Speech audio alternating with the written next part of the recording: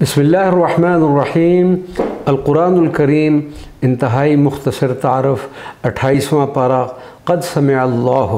قرآن مجید فرقان حمید کے 28ویں پارے کی ابتدا سورۃ المجادلہ مکمل، سورۃ الحشر، سورۃ الممتحنہ، سورۃ الصف، سورۃ الجمعہ، سورۃ المنافقون، سورۃ التغابن، سورۃ الطلاق اور مکمل سورۃ التحریم اس پارہ کی زینت بنی ہوئی ہیں۔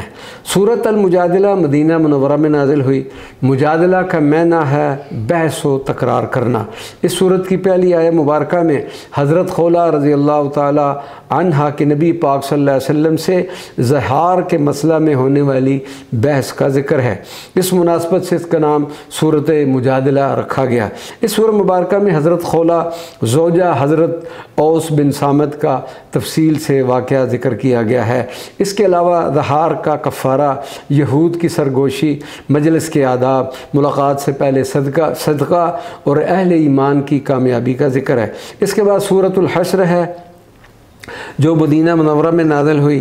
حشر کا معنی لوگوں کو اکٹھا کرنا، اور اس سورت کی دوسری آیت میں بنو نذیر کے یہودیوں کو اکٹھا کر کے مدینے سے نکال دیے جانے کا ذکر ہے۔ اس مناسبت سے اسے سورہ حشر بھی کہتے ہیں۔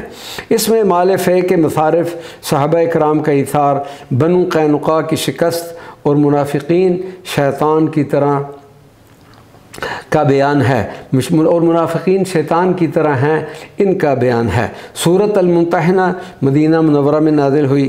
اس سورت میں ان عورتوں کا ذکر ہے کہ جن کا امتحان لیا گیا ہے۔ اس سورت کا نام اس کی ایک آیت فامتحنوہن سے ماخوذ ہے۔ اس کے اہم مضامین: دشمن خدا سے دوستی جائز نہیں، کفار سے آنے والی خواتین کا حکم اور اہل ایمان خواتین کی بیعت کا حکم۔ اس کے بعد سورۃ الصف ہے۔ صف کا معنی ہے سیدھی قطار، اور اس سورت کی ایک آیت میں مذکورہ کلمہ صفا کی مناسبت سے اس کا نام سورۃ الصف رکھا گیا ہے۔ اس میں بشارت عیسیٰ علیہ السلام اور دین اسلام باقی اور غالب رہے گا جیسے مضامین کا ذکر ہے۔ اس کے بعد سورۃ الجمعہ ہے جو مدینہ منورہ میں نازل ہوئی۔ اس سورت کی ایک آیہ میں لفظ الجمعہ موجود ہے، اسی مناسبت سے اس سورت کا نام سورۃ الجمعہ رکھا گیا ہے۔ اس سورہ مبارکہ میں حضور نبی کریم صلی اللہ علیہ وسلم کی بعثت کے مقاصد، یہودیوں کی مذمت اور اہل ایمان کے لیے ہدایت کا بیان ہے۔ اس کے بعد سورۃ المنافقون ہے جو مدینہ منورہ میں نازل ہوئی۔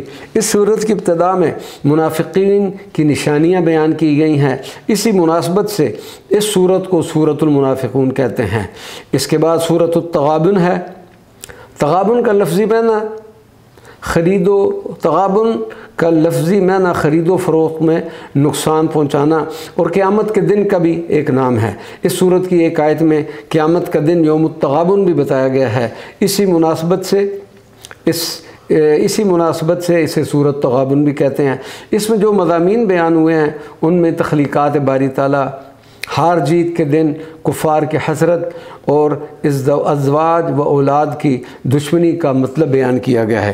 اس کے بعد سورۃ الطلاق ہے جو مدینہ منورہ میں نازل ہوئی۔ اس سورت میں چونکہ طلاق اور عدت کے احکام بیان کیے گئے ہیں اس لیے اس سورت کا نام سورۃ الطلاق رکھا گیا ہے۔